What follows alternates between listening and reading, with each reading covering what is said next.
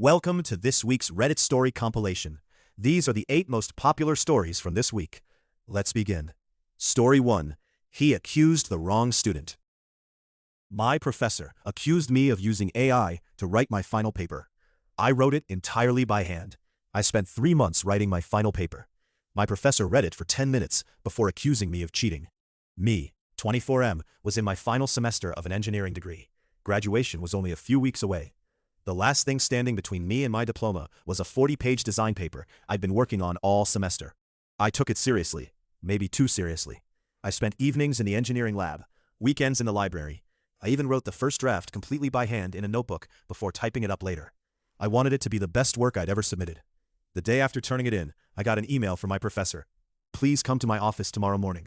I assumed he wanted to discuss revisions. Instead, the moment I sat down, he slid my paper across the desk. Then he asked, "Did you use AI to write this?" I honestly laughed. I thought he was joking. He wasn't.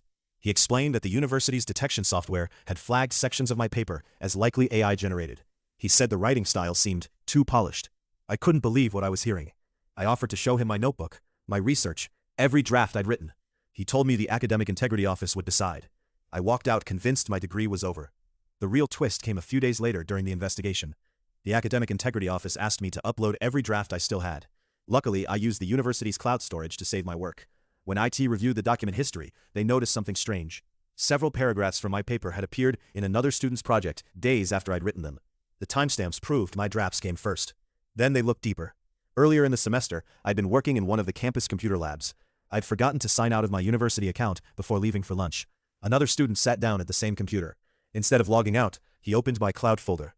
He copied several pages from my draft into his own paper. When plagiarism software compared the final submissions, it looked like both papers contained AI-generated text because they shared unusually polished sections. Security logs from the lab confirmed exactly which computer had been used and when. The other student eventually admitted what happened. He insisted he only copied a few sections because he was running out of time. The university dismissed the academic integrity case against me immediately. A week later, my professor asked if we could talk. He apologized, not just for accusing me, for assuming the software's report was more reliable than the student sitting in front of him. The engineering department changed its review process after that semester. From then on, no student could face disciplinary action based solely on AI detection software. There had to be additional evidence. I graduated on time. My professor even shook my hand after the ceremony. He quietly said, "You helped us fix a broken process." Looking back, I'm glad the truth came out. But I still think about how close I came to losing 4 years of work because a computer was more convincing than I was. Story 2. He wouldn't stop digging. The dog I rescued wouldn't stop digging in my backyard. Then I realized what he found. I thought my new dog was destroying my yard. Instead, he led me to something that had been waiting there for decades. Me, 39 years old, retired from the military a few years ago. Adjusting to civilian life wasn't easy. The quiet was the hardest part. A friend suggested I adopt a dog. That's how I met Ranger, an 8-year-old German Shepherd at a local rescue. He was calm, well-trained, a little shy. The shelter told me he belonged to another veteran who had recently passed away. The moment I met him, I knew he was coming home with me. For the first few weeks, everything was great. Then Ranger became obsessed with one corner of my backyard. Every morning, he'd run to the same spot. Dig for a few minutes, I'd fill the hole back in. The next day, he'd dig again. I figured he'd smelled a rabbit or a mole. One Saturday, I decided to let him keep going. After about 10 minutes, his paw hit something solid. It wasn't a rock. Buried beneath the dirt was a small metal box. It was old. Rust covered the hinges. Inside were dozens of carefully folded letters, tied together with faded blue ribbon. There was also a wedding ring, and a photograph of an elderly couple sitting on the porch of my house. The real twist came when I read the first letter. It wasn't addressed to me. It was written by the man who owned my house before I bought it. Every letter was addressed to his wife. Some were written after she passed away. He described missing her, talking to her every morning, watching sunsets from the back porch they built together. One letter explained why he'd buried the box. He wrote that he couldn't bear to throw away the memories, but he also couldn't keep opening them every day. So he buried them beneath the oak tree where they'd shared their first anniversary picnic. He hoped someone kind would find them someday. The problem was, the oak tree had been removed years before I bought the house. There was no way I would have known where the box was. Apparently, Ranger did. Using old property records, I tracked down the previous owner's daughter. She lived only about an hour away. When I called, she was quiet for a long time. Then she asked one question. "Did you really find Dad's letters?" A week later, she came to my house with her 2 sons. I handed her the metal box. She opened the first letter and immediately started crying. She told me she'd searched everywhere after her father passed away. She always wondered what happened to the letters he'd written after losing her mother. She thought they'd been thrown away during the move. Before she left, she asked if she could show Ranger something. She held out the old photograph. Ranger sniffed it for a few seconds, then gently rested his head against her hand. She smiled through tears and said, "Dad would have loved this dog." Sometimes, I wonder how Ranger knew exactly where to dig. Maybe he smelled the metal, maybe it was pure luck, or maybe some things don't need to make perfect sense. Either way, every time I look at that corner of my yard, I don't think about the holes he dug. I think about the family who finally got back a piece of someone they thought they'd lost forever. And I always let Ranger choose where we walk first. Story 3. AITA for saying no. AITA for refusing to recommend my cousin for a job at my company. My entire family says I should have helped him. I think recommending someone is different from guaranteeing them a job. Me, 41M, manage a team of 20 engineers at a manufacturing company. I've worked there for almost 15 years. Getting hired isn't easy. Every applicant goes through technical interviews, background checks, and a panel review. I don't make hiring decisions by myself. A few months ago, my cousin Ryan, 29M, called me out of the blue. He'd recently been laid off and wanted a job where I worked. I told him I'd be happy to review his resume and let HR know he was applying. He wasn't happy with that answer. He wanted more. He said, "Come on, you're a manager. Just tell them to hire me." I explained, that's not how it works. If I pushed someone through the process who wasn't qualified, it would reflect on me and my entire team. He eventually dropped the conversation, or so I thought. A few weeks later, I started getting phone calls from relatives. Apparently, Ryan had been telling everyone I refused to help him because I thought I was better than the family. At a family barbecue, my aunt confronted me in front of everyone. She said I'd forgotten where I came from. Ryan chimed in and claimed I'd never even given him a chance. Honestly, I started wondering if maybe I was being too strict. The next Monday, I called HR to ask whether there was anything I could do. I didn't ask for confidential information. I simply wanted to know if recommending him would even matter. The HR director sighed. Then she asked if I knew Ryan had already applied to the company twice before. I had no idea. The real twist came when she explained what had happened. Ryan hadn't just submitted applications. He'd completed 2 full interview processes over the previous 3 years. Both times, interview panels concluded he wasn't qualified for the engineering role he wanted. The notes weren't personal. He simply lacked some of the technical skills required for the position. HR also reminded me of something important. Because I was a manager, I couldn't discuss his interview history with anyone, not even my own family. So while Ryan publicly claimed I was refusing to help him, I couldn't defend myself without violating company policy. A week later, Ryan confronted me again. This time, it was just the 2 of us. I told him I genuinely wanted him to succeed. I even offered to help him prepare for future interviews or look for positions that better matched his experience. He admitted he'd never told the family he'd already interviewed twice. He said it was embarrassing. I understood that. What I didn't understand was blaming me for it. Things have been awkward ever since. Some relatives still believe I should have pulled some strings. Ryan eventually found a good job somewhere else, and I'm honestly happy for him. We still talk occasionally, just not the way we used to. Maybe one day things will go back to normal, but I still believe a recommendation should mean something. If you give one just because someone is family, it stops being a recommendation and becomes favoritism. So, AITA? Story 4. He stole the company. My business partner emptied our company account the night before payroll. He forgot whose signature the bank required. I thought the fraud alert was just another phishing text. It turned out to be the only reason my company survived. Me, 37F, and my business partner Kevin, 41M, started a small marketing agency 9 years ago. Back then, it was just the 2 of us, working from my dining room table. Over the years, we grew. By the time this happened, we had 15 employees, dozens of long-term clients, and enough work booked months in advance. Kevin handled the finances. I handled sales, client relationships, and operations. It worked, or at least I thought it did. The Thursday before payroll, I was making dinner when my phone buzzed. Fraud alert, a wire transfer exceeding $480,000 has been requested from your business account. I almost ignored it. We regularly moved money between accounts. Then I noticed something strange. The destination bank wasn't ours. I immediately logged into our banking app. The transfer showed as pending authorization. That's when I remembered something from nearly a decade earlier. When we first opened the business account, I insisted that any wire transfer over $100,000 required approval from both partners. Kevin argued it was unnecessary. I refused to remove it. Honestly, I'd forgotten the clause even existed. Apparently, Kevin had too. The real twist came when I called the bank. The fraud department confirmed the transfer had been initiated using Kevin's credentials just 20 minutes earlier. The money was headed to an account belonging to a brand new company in another state, a company Kevin had formed only 6 weeks before. I drove straight to the office. Kevin wasn't there. His desk had been cleared out. His laptop was gone.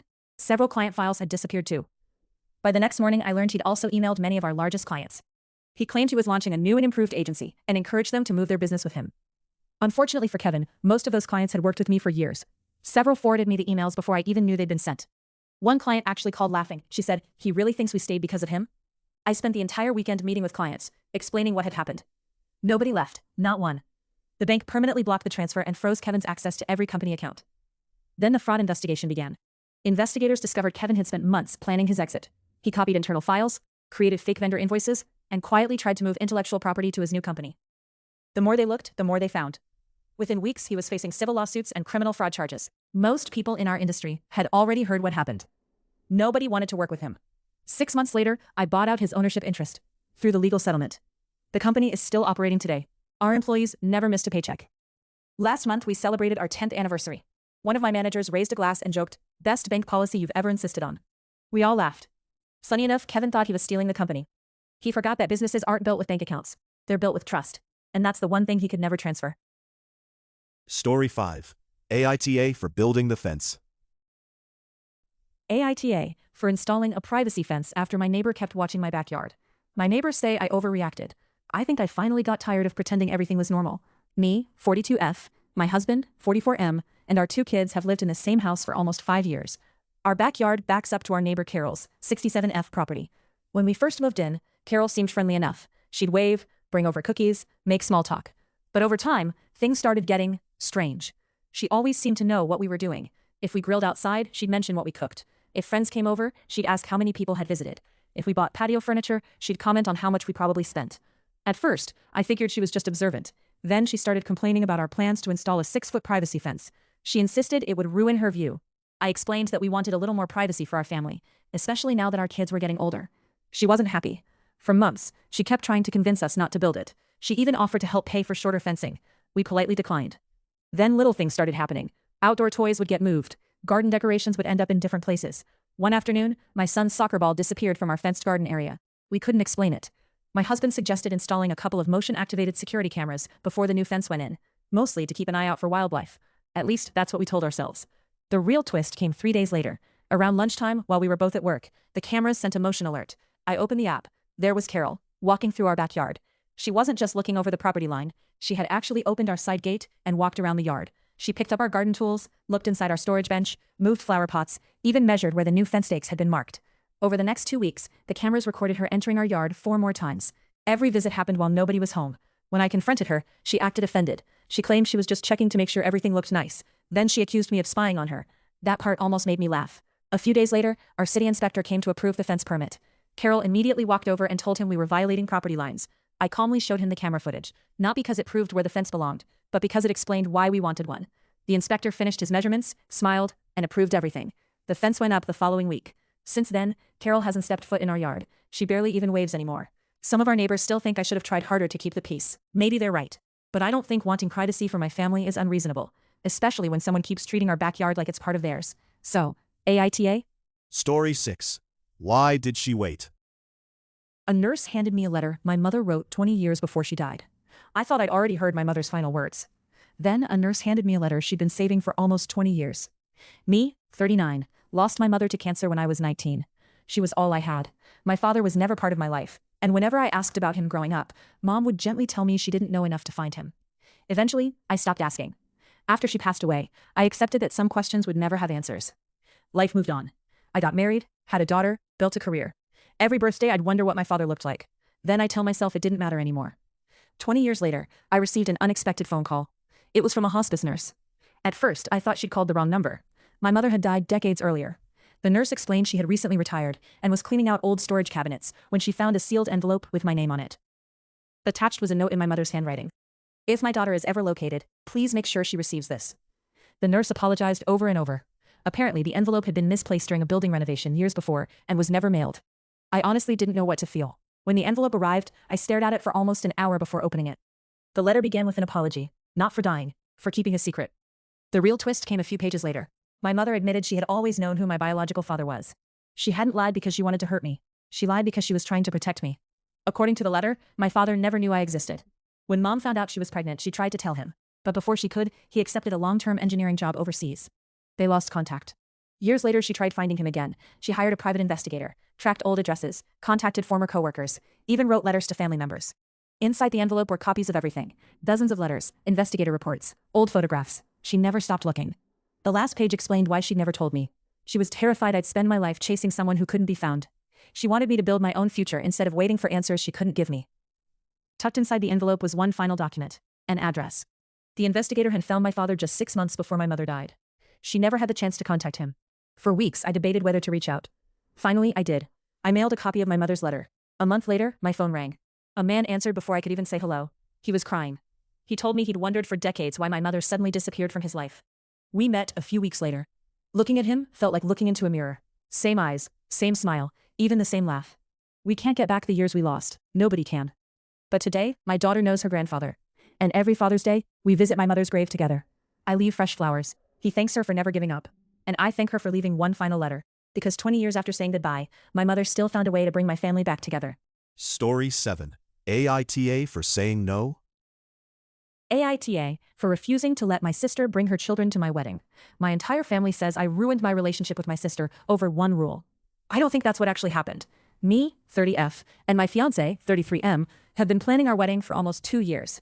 From the beginning, we agreed on one thing: no children. Not because we dislike kids, we just wanted an adults-only evening. Our venue was small, our budget was tight, and nearly every guest understood. Except my older sister, Megan, 34F. She has 3 children under the age of 10. The moment she received her invitation, she called me. So my kids are the only ones not invited? I reminded her that nobody's children were invited. Not my cousin's kids, not my fiancé's nieces, nobody. She told me it was different because she was my sister. I apologized, but didn't change my mind. For weeks, she kept bringing it up. My parents asked if I could make one exception. My grandmother even called to tell me that family should come first. I still said no. Eventually, Megan stopped arguing. She told me she'd figure something out. I honestly thought the issue was over. Then, 3 weeks before the wedding, my maid of honor called me. She sounded confused. Apparently, Megan had accidentally sent her a text that was meant for someone else. The message read, "Perfect. I'll drop the kids off before the ceremony, then we can head to the cabin. She won't notice until it's too late." I stared at my phone. At first, I thought I misunderstood. Then my maid of honor sent the rest of the conversation. The real twist wasn't that Megan planned to bring her kids. She never planned to stay at the wedding at all. She and her husband had booked a weekend getaway months earlier. Their plan was to leave the children with me during my wedding reception without asking. They assumed I wouldn't make a scene. I was honestly speechless. When I confronted Megan, she admitted everything. She said hiring a babysitter for an entire weekend was too expensive. She figured family would watch the kids anyway, and since I'd already paid for the venue, what difference would it make? I told her absolutely not. She accused me of choosing one day over my own nieces and nephews.